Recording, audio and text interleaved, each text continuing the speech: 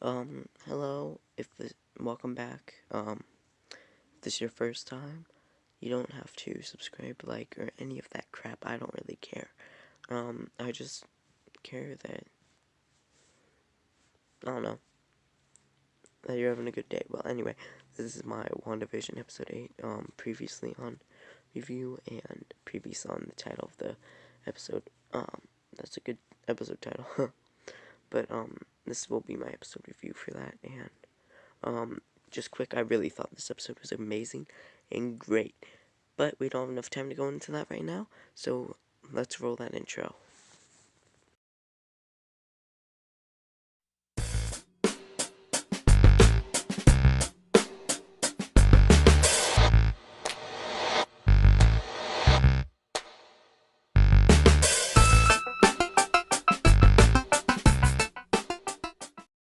This episode started off with Agatha Harkness's origins and showing her in 1693 Salem, where a tribe of witches were gonna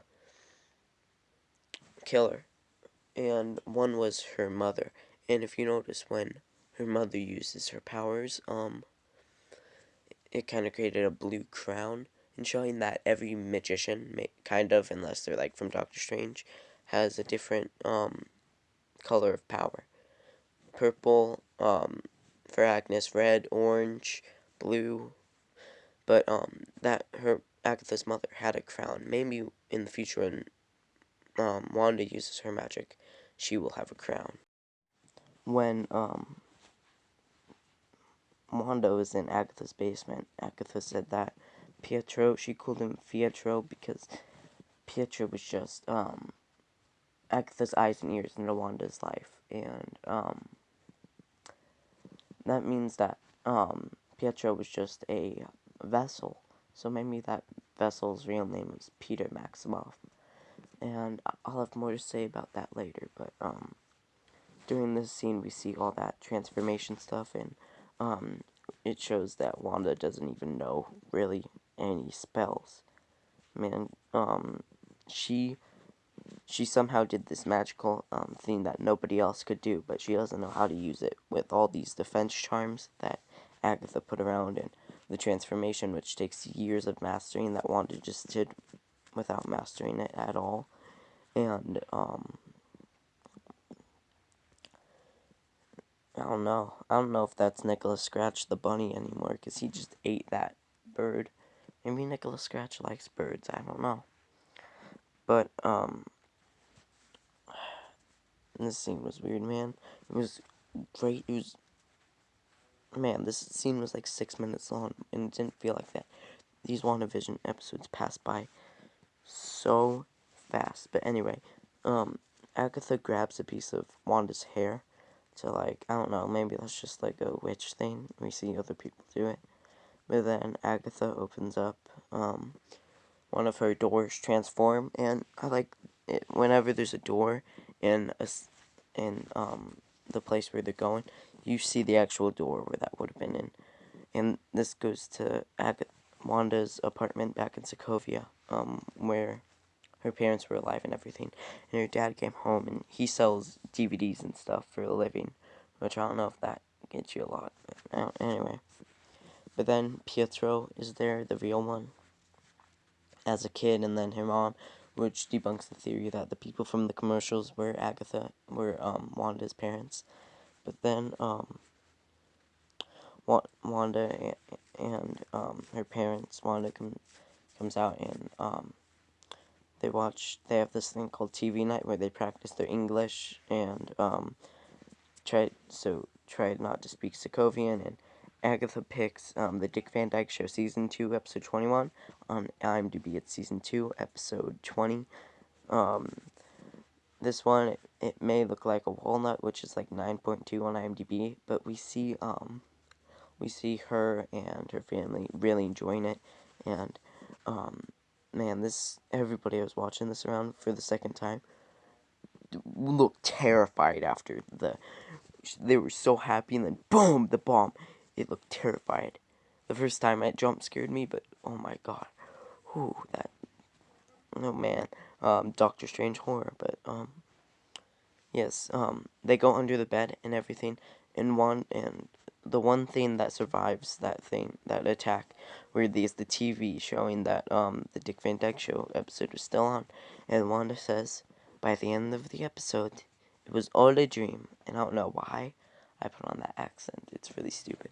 But because of that, she maybe thinks that she's dreaming, but I would not, man. She reaches out to the bomb and stops it, man. And the bomb connects to the toaster from the first episode. But then, right as she's about to touch it, Agatha pulls her away and pulls her out of reality, and said that and, and said that you stopped that bomb all by yourself. How long were you trapped? And she's like, 2 days. 2 days.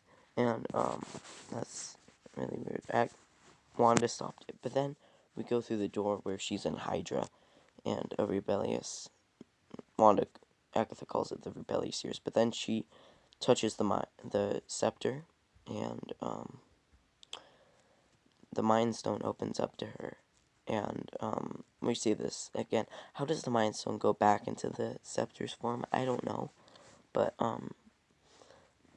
when this whole thing is happening, maybe because Wanda's a witch, but she sees her future self as the Scarlet Witch. And I would like to say we have not seen this costume yet. Maybe it's the Doctor Strange 2 costume, but look at that. Oh, we can't see it on here, but it has horns on the top of it, which we haven't seen in that costume. And I think we have a pretty good idea of what we're seeing. But then I think that when the Mind Stone opened up to her, Vision, I think, is the Mind Stone's personality. And her and the Mind Stone have a connection, and the Mind Stone enhanced Wanda's powers. And the part of the Mind Stone has always been in Wanda through her powers, which is how she revived Vision later in the episode, using the Mind Stone's powers and its soul that the Mind Stone had, which basically embodied Vision. I don't know, but that made a lot of sense to me, man. But then, they go to Wanda's cell, and she's watching the Brady Bunch and stuff. I don't know what episode that's from. I didn't care enough to look it up, man.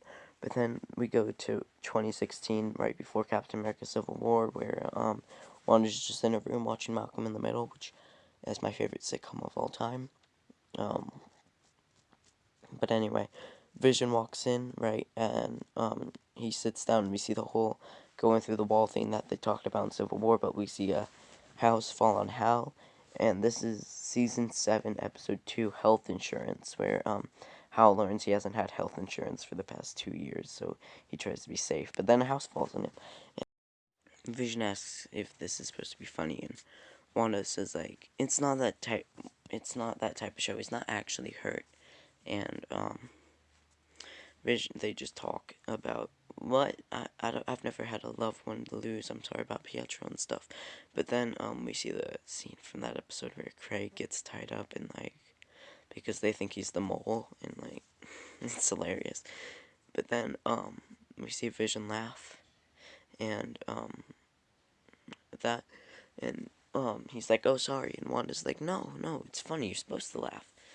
So then Agatha says, dead parents, dead Pietro, dead Vision. Oh my gosh, what did you do next? And then we see Wanda walking through Sword, and we see the events leading up to when she created the Hex, and we see her talking to the dude who needs to buzz people in, and she's like, I know you have him, let me in. And I think Hayward's voice here sounded weird, and I'm just saying that because Hayward is not Hayward, he is Ultron. I'm betting on it, but Wanda right here, she says you don't need me to buzz me in, and I think you need to be buzzed in so Ultron could put on his Hayward face. But anyway, she meets with Hayward, and Hayward calls Vision stuff like a weapon, and I'm sorry, I know you have the power to turn him back on. Oh no, bring him back to life. He says stuff like that, showing that he doesn't see Vision as a person, which Ultron wouldn't, but this dude also won. But Wanda sees all these people experimenting on Vision, ripping him apart, and later Hayward says for like the 10th time or something, or so Wanda just can't handle this, and she breaks the glass and just jumps down. She's not gonna hurt anybody. Earlier when we saw this footage from the security cameras, Hayward cut it, so it looked like Wanda was about to hurt him and take him. But in this episode, we see that she didn't hurt anyone. She didn't take Vision. She stood there and tried to get Vision back online. And if you didn't feel during this scene, you are a heartless monster, man. This scene where if Elizabeth Olsen doesn't get nominated for anything for this episode, she it's all broken, man. But this performance was amazing, and when she just said, "I can't feel you," which is what they said, "I can feel you" and stuff, showing that Vision and the Mind Stone were kind of human, and she just said, "I couldn't feel you," and that just. But then Wanda drives away in a red car. The red car, pretty self-explanatory. Scarlet Witch, color red, blah blah blah. But then she drives to Westview, man, and on her drive to Westview, we see Herb before he's Herb. We see the man who's married to Dottie, but weirdly Dottie isn't there. We see the mailman. He's not a mailman. He's a food delivery person. Wanda, how could you mess that up? Anyway, she gets to the place where she was heading, and she sees that Vision bought them a house, maybe, and she reads the note, and it says that he bought them land, and they were gonna build a house, and it says to grow old together, and V, and that if that doesn't break your heart too, you're just a heartless monster, man. But then all this, Wanda can't handle it. She's, I think in the denial stage of grief, or like the bargaining. So she just releases all her power. All of her grief manifests in this power, and it just transforms the whole city. We see everything go back to, we see the house construct around her. We see everything go to black and white and everything. And then as it stops, and we see the yellow light of the Soul Stone create a new Vision. That's why I think the Soul Stone's personality was Vision, and that's what kept Vision alive.